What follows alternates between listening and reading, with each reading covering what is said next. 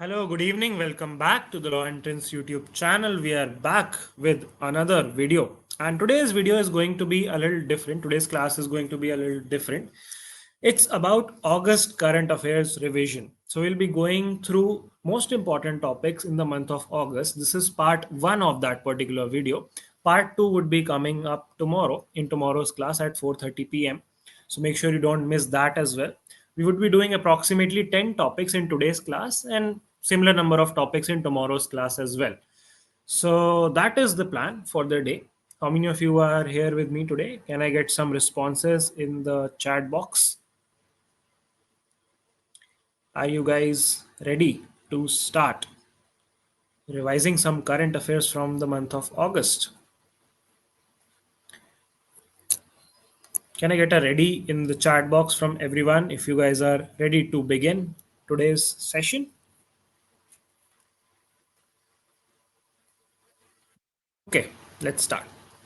Let's start today's class without any further ado. This is the first part of most important topics of August. So I'll show you the list of the topics which we'll be doing today. First and foremost, there is obviously India at Olympics.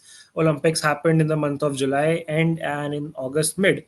And we now know everything about India at Olympics. So we'll be doing that first. Then we'll be looking at the 70th National Film Awards. The third topic for the day would be Mitra Shakti, which is a military exercise. Then we have India-Malaysia upgrading their partnership. This is an important development in the ASEAN group.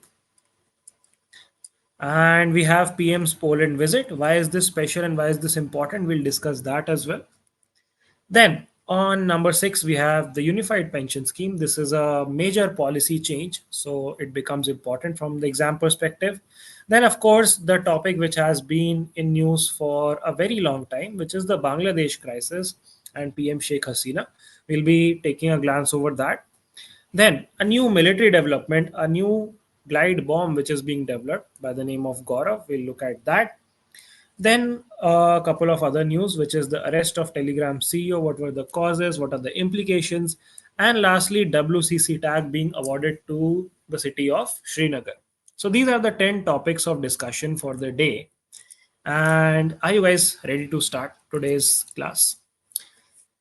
Can I get a yes or no in the chat box? Yes in the chat box very quickly. Let's start today's class. Okay. Okay. Let's start with the first topic, which is India at Olympics. Where were the Olympic Games, Summer Olympics, held in this particular year? In 2024, the Olympics were held in the city of Paris, which is in France. What was the mascot for the Paris Olympics? It was the Fergus. Fergus. What is Fergus? This is a symbol of liberty in France. So you have to remember the mascot. Apart from that, what all would you remember? You would also be needing to remember the theme of this year's Olympics. What was the theme? The theme was Let's Move and Celebrate. Write it down here for you. Let's move and celebrate. Please make sure you're sitting with a pen and notebook handy so that you can take some notes simultaneously and revise these topics. What else do you need to know? What was the edition of this particular Summer Olympics? It was the 33rd edition of the Summer Olympics, and they were held in Paris. When were the Olympics held in Paris before this? Let's discuss that as well. So in Paris, Summer Olympics were conducted in 1900 and 1924. And this shows you that 100 years ago, Olympics were also conducted in Paris. So this marks a 100-year anniversary of the previous Olympics in Paris city.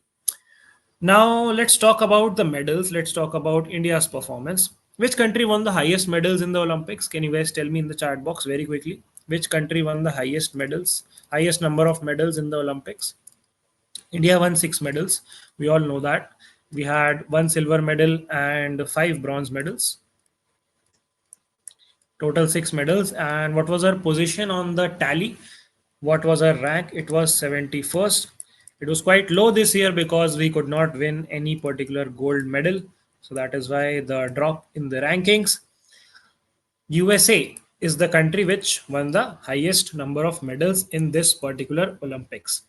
Now, when you talk about the Indian context, you need to know who all were leading the opening ceremony, who all were leading the closing ceremony, who was the chef de mission, who was the torch bearer. You need to know all of these names. So let's quickly go through them. So when you talk about the opening ceremony, you had PV Sindhu and Sharat Kamal. I'll clear this up.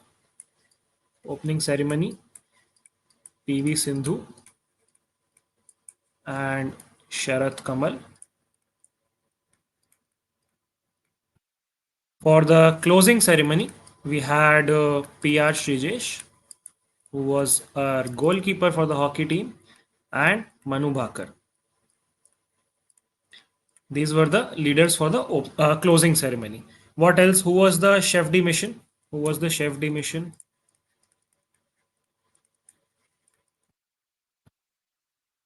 Anyways, tell me in the chat box who was the chef de mission. It was Gagan Narang. Gagan Narang was the chef de mission. And who was leading India's contingent? Who was the torch bearer of India's contingent? It was Abhinav Bindra. Torch bearer was Abhinav Bindra. Okay, so these are some important names you need to remember. How big was our contingent? How many players participated from India? 117 players. Now let's talk about the performance of the medalists. We had six medalists in this particular Olympics, six medals. We had Neeraj Chopra, of course, winning the only silver medal. Arshad Nadeem won the gold for javelin with his huge throw. Then who else? Who else won a medal for India in this particular Olympics? Can you guys tell me some names in the chat box? We had Manu Bhakar winning two medals, a bronze in women's 10-meter air pistol and a bronze in 10-meter air pistol mixed category along with Sarabjot Singh. So I'll write that. Manu Bhakar, bronze, 10 meter. Then Manu Bhakar plus Sarabjot Singh, also a bronze, 10 meter. You had Aman Sehrawat, who was also the youngest Indian to win an Olympic medal, winning a bronze in wrestling. Who else? Who else won a medal? You had Swapnil Kusale winning a bronze in shooting, right? And of course, you had your Indian hockey team also winning the bronze medal. So these were our medalists in the Paris Olympics.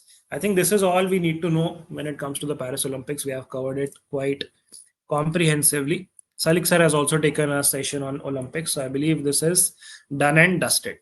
Let's move on to the next topic of discussion, which is the National Film Awards. This were the 70th National Film Awards this year. Which film won the Best Film Award? Best film went to a Malayalam film called Atom. Who won the Best Actor?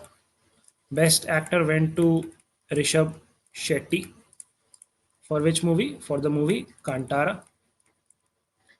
Who won the Best Director? Best Director went to Suraj Barjatia for his movie Unchai.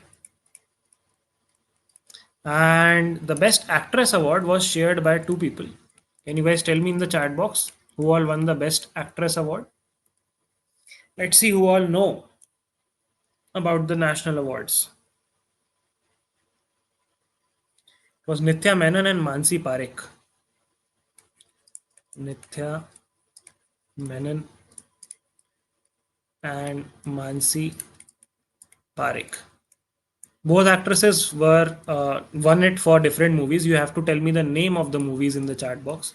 What was the name of the movie for Nithya Menon and what was the name of the movie for Mansi Parekh? This is something which you guys would be telling me. You can also tell it in the comment section after the stream ends as homework. The movie name for Nithya Menon and for Mansi Parekh, for which they won a National Film Award for Best Actress. Rest of the other awards are not very important. You do not need to remember the other awards. KGF2 also won some awards. Ponniyam Selvam won some awards. But those are non-important. You just need to remember Best Actor, Best Actress, Best Director, and the Best Film. Okay. All right. Remember, the best film is the best feature film. There are other types of films as well. So you would just remember the best feature film, which was Atom. Okay. All right. Let's move to the next topic of discussion, which is a military exercise called Mitra Shakti. Mitra Shakti happens with which country? With which country do we conduct the exercise Mitra Shakti? Can you guys tell me in the chat box very, very quickly? Waiting for your responses. Mitra Shakti happens with which country? Mitra Shakti happens with Sri Lanka. What is the capital of Sri Lanka? Sri Jayawardhanepura Kotte. Now, this particular exercise, Mitra Shakti, a military exercise, was special in a particular way. Why was this special? What was something unique about this particular exercise? First of all, where was the exercise held? The exercise was held in Sri Lanka. Where in Sri Lanka? Maduru OU in Sri Lanka was the place this exercise was conducted in the month of August. And what was special about this exercise? The special thing about this exercise was the inclusion of canines. So this is a word play on the word canines, which is also used to signify dogs, right? So dogs are also called canines, and canines was the word, the terminology they used. Canines were used in this particular exercise, and their role in modern military operations was highlighted. What was the name of Indian Army's dog? The dog which Indian Army took for this particular exercise. Can you guys tell me in the chat box? The name of the dog and the breed of the dog. Tell me both of the things in the chat box. Let's see who all know this question.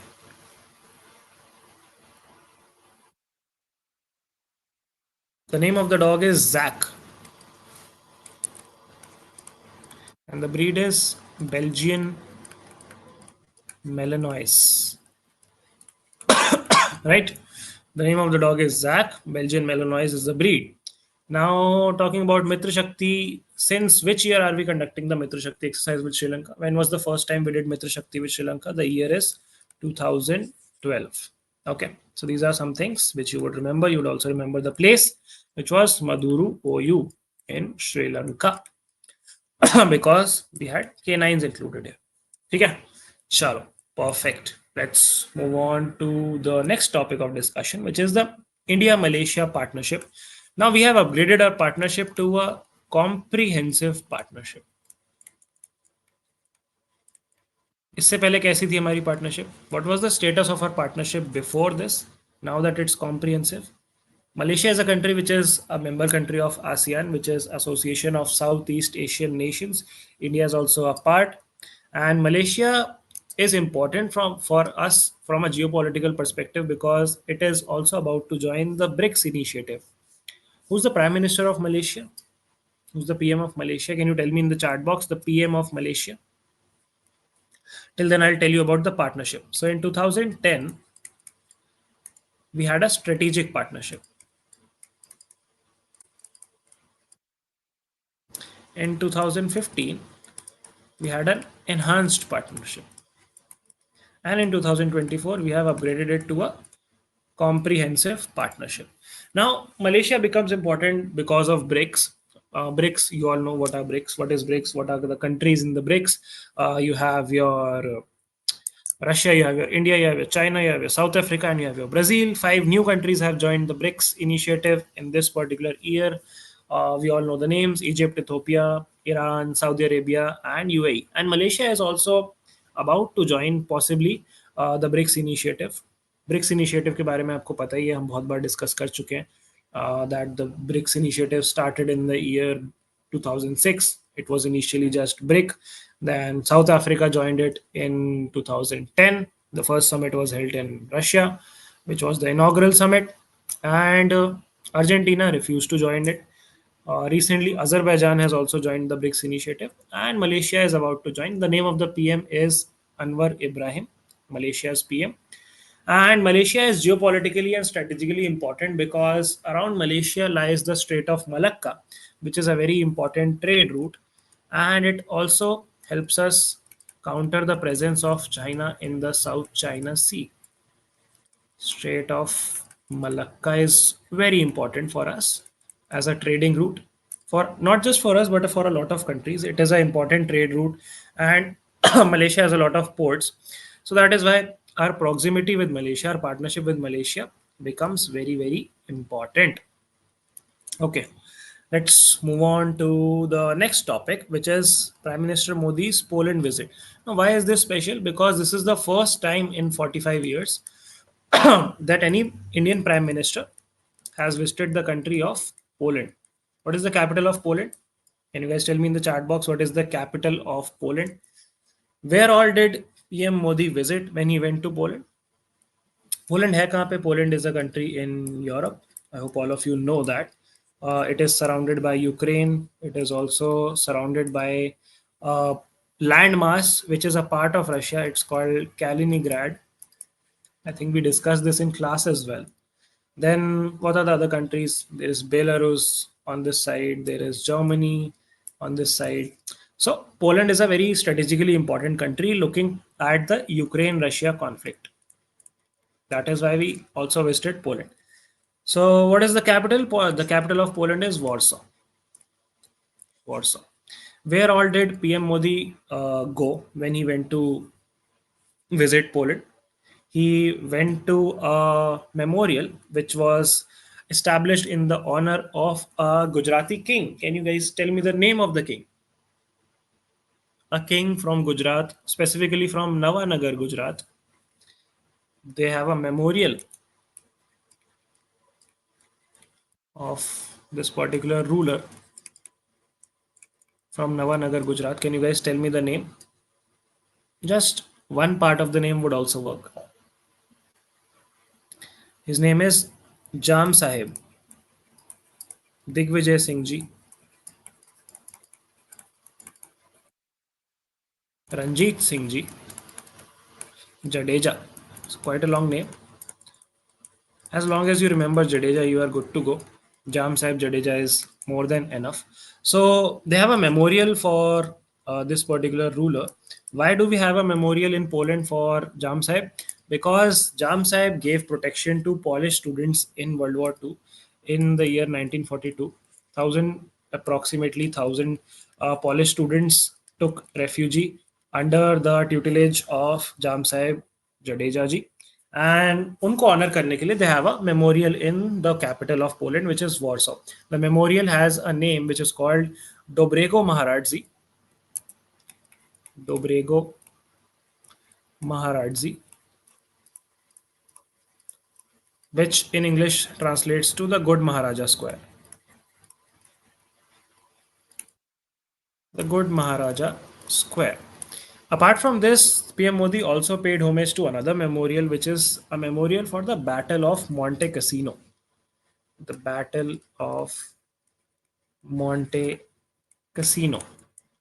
No, why do we have a memorial for the Battle of Monte Cassino, and why would the Indian Prime Minister go there? Because Indian and Polish soldiers fought hand in hand, fought together in World War II in this particular battle. This battle happened in Italy. So, to commemorate the role of Indian soldiers, they have a memorial for the Battle of Monte Cassino. And PM Modi went to both of these memorials. And this visit was important because Poland is a country which is strategically very important in the Russia-Ukraine conflict, and Belarus, which is a neighboring country, supports Russia. Poland supports Ukraine faction, the EU faction, and India is trying to negotiate a peace resolution. So we are taking all of these countries into our support into good terms, right? Okay, sure. That is all you need to know about this particular news. So we are done with five news pieces: India, Poland, India, Malaysia, Mitra Shakti, National Film Awards, and Indian Olympics. Let's look at the other five. Now, the next one, excuse me, is the Unified Pension Scheme. What is the Unified Pension Scheme? It is a pension scheme for central government employees.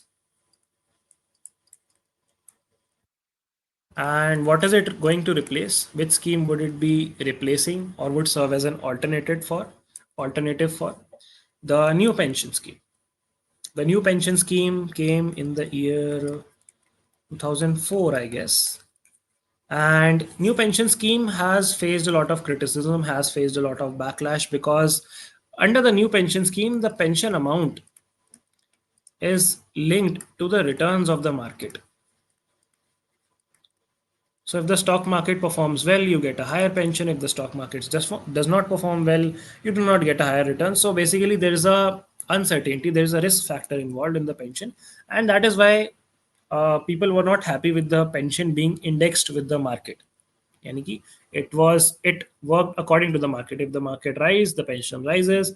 And fund managers used to manage this corpus. Exclusive people who were experts in finance are called fund managers, and they used to manage this risk portfolio, this corpus. Now, some states follow the old pension scheme, some states follow the new pension scheme, and most of the people are not happy with the new pension scheme. And looking at upcoming elections, looking at multiple factors, the government came up with the unified pension scheme. The unified pension scheme was the brainchild of which person? Who was the person behind the unified pension scheme or the unified pension system? You guys know the name. He was a finance secretary. The committee is also on his name. The guy's name is TV Somnathan. TV Somanathan. Now, what are the features of the unified pension scheme? How is it different from the new pension scheme? So, the first and foremost primary difference is you have assured pension, which earlier was not assured. It was based on the returns from the market. So, now you have an assured pension. How much? 50% of the average basic pay in the last 12 months of employment. 50% of the average basic pay in last 12 months of employment. So if you were taking, let's say, 80,000 rupees in the last 12 months on average, you would be getting 40,000 as your pension under the UPS scheme. Another important highlight of this scheme is, in case you pass away, in case a person dies, the family gets 60% of the last withdrawn pension. So the family does not have to struggle if the person passes away. Now, there's also a minimum qualifying criteria which you have to serve to get eligible for the unified pension scheme, which is 25 years of service. So you need to be serving for 25 years to claim this 50% of the basic amount. But some people retire early. For them, the mandatory time period is at least 10 years to get any amount of assured pension. Right? You would not get the full amount of pension, but some amount of the pension if you serve for more than 10 years. So 10 years is the minimum criteria. Now, inflation indexation is another thing which is new in this particular unified pension scheme. Inflation indexation. Now, what is inflation indexation? That simply means that the pension would be adjusted, it would be indexed with the rising inflation. So if, let's say, inflation is increasing by 10%, the pension would also be increasing by 10%. So it is also indexed to the inflation, right? And which inflation are we talking about? We are talking about the consumer price index, the consumer price inflation for industrial workers. So that is, I think, everything you need to know about the unified payment system, the unified, not payment system, unified pension system, or the unified pension scheme. Now, there are multiple implications of the new scheme, and multiple plus sides, multiple downsides.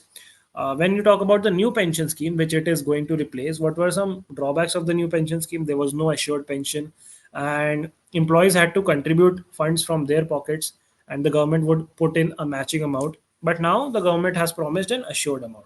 So that is one thing. What were the benefits of the new pension scheme? That people got the habit of saving and investing. There was no corpus required. There was no burden on the fiscal fund of the government. So the economy did not suffer.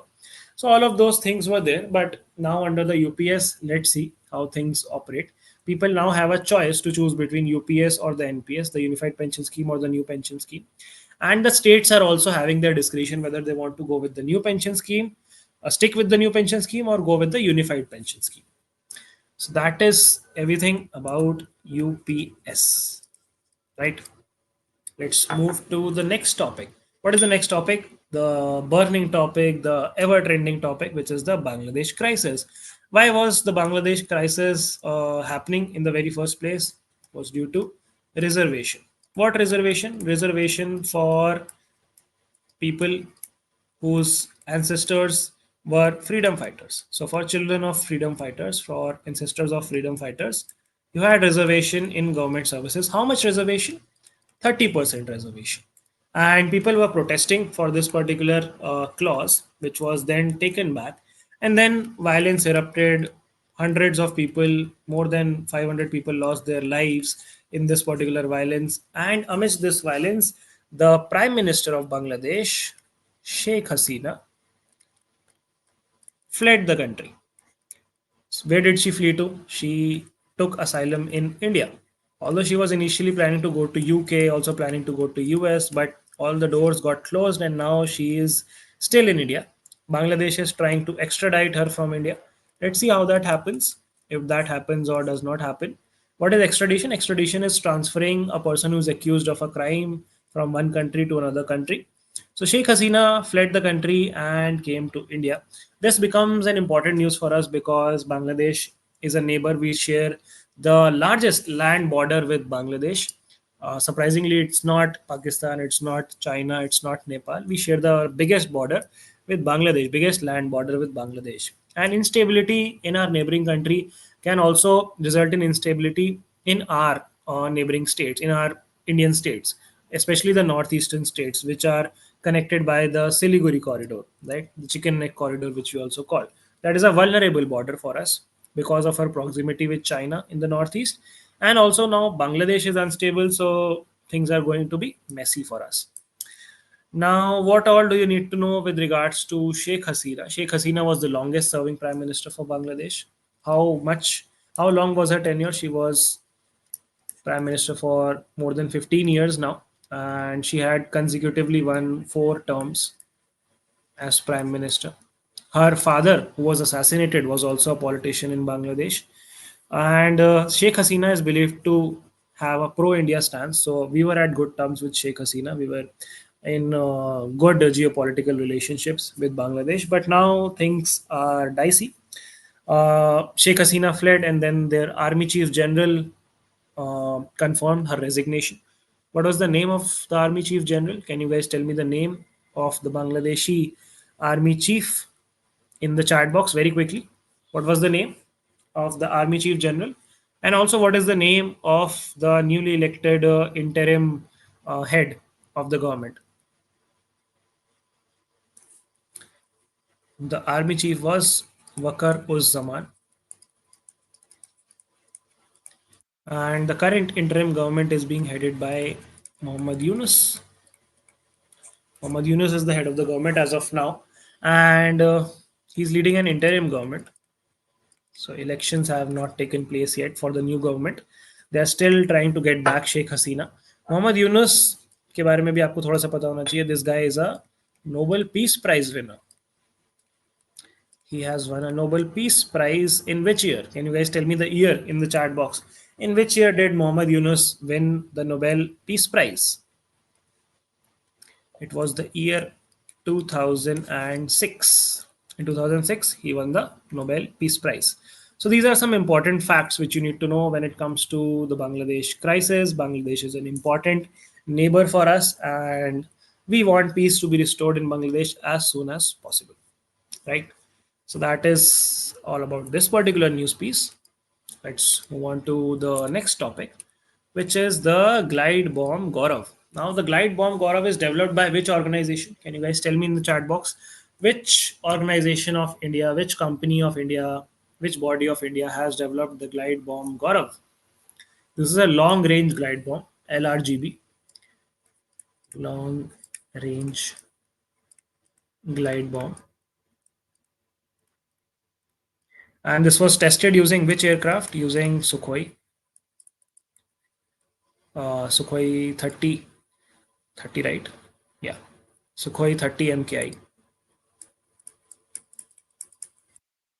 It was tested using this particular fighter jet. The glide bomb Gaurav is developed by DRDO, Defense Research Organization, DRDO, Defense Research and Development Organization of India. So DRDO ने बनाया है long range glide bomb Gaurav and it was tested using Sukhoi 30. Where was it tested? It was tested near the coast of Odisha. कितना ये weight carry कर सकता है? What is the weight capacity of this particular bomb? It's close to 1000 kg and it can hit targets at very far distance, at very long distances, and with a lot of accuracy. Who has designed and developed this particular bomb? It is developed by Research Center Imarat. Research Center Imarat in Hyderabad. Research Center Imarat in Hyderabad. So these people at Research Center Imarat in Hyderabad have designed this particular bomb. It was tested in Odisha using Sukhoi 30. ठीक है. What else do you need to know about this particular news? Where was the target which this bomb tested, which the bomb hit initially in the test? It was at Longwheelers Island. Longwheelers Island. This is again near the coast of Odisha, right? So this is about glide bomb Gaurav, developed by DRDO, designed by Imarat Research Center, Imarat, Hyderabad. ठीक है, चलो, perfect. Let's move on to the next topic, which is the arrest of Telegram CEO. Who's the name? What's the name of the Telegram CEO who was arrested? Where was he arrested? He was arrested in France. He's also a citizen of France, although natively he's from Russia. What is the name of the guy? The name is Pavel Durov. Pavel Durov is the CEO of Telegram. And why was he arrested? Why was he arrested? The matter was freedom of speech and expression. So this guy is a very strong advocate, very staunch advocate of freedom of speech and expression on his platform Telegram. And government was asking him to put controls, put sanctions, put limitations on some users and some activities. But he said that no, I'm not going to restrict any flow of thought, any ideas, any freedom of speech, any speech and expression. I would not be restricting that. So he denied to comply with the government. But today, like not today, yesterday, I was reading yesterday's news that now he has agreed to comply with the government and put control on some users, put control on some type of content. So he had to bow down in front of the government authorities. And you need to know a little bit about freedom of speech and expression. What are the articles related to that? It's Article 19. Which article specifically under Article 19 talks about freedom of speech and expression? It's Article 19(1)(a). And which article talks about restrictions on the freedom of speech? It's Article 19(2). Right. So there were talks about Telegram being banned in India. It might be a threat to uh, data privacy. It can work. Uh, it can be used for cyber crimes. It can be used for drug peddling. It can be used for terrorism. It can be used for scams. So there were a lot of speculations that Telegram might get banned in India and in a lot of countries. But अभी तक तो नहीं हुआ है ban. So let's see आगे होता है कि नहीं. I don't want it to get ban but let's see how it goes. When you talk of freedom of speech and expression, what are some restrictions on the freedom of speech and expression? The Indian Constitution has a lot of restrictions on your freedom of speech. It could be related to sovereignty, it could be related to integrity, it could be related to contempt of court, it could be related to public order, it could be related to morality, it could be related to incitement of offense. अगर आप इसमें से कुछ भी करते हो तो आपका freedom of speech and expression can be violated, can be restricted, can be stopped, right? Ciao. ठीक है. That's all about this particular news. Let's talk about the last news piece of our day, which is the WCC tag to Sri Lanka. What is the WCC tag? It's World Craft City tag. So Srinagar has now become the fourth Indian city to get the WCC tag. What are the other three cities? Can you guys tell me in the chat box? What are the first three cities to get the WCC tag in India? I'm waiting for your responses.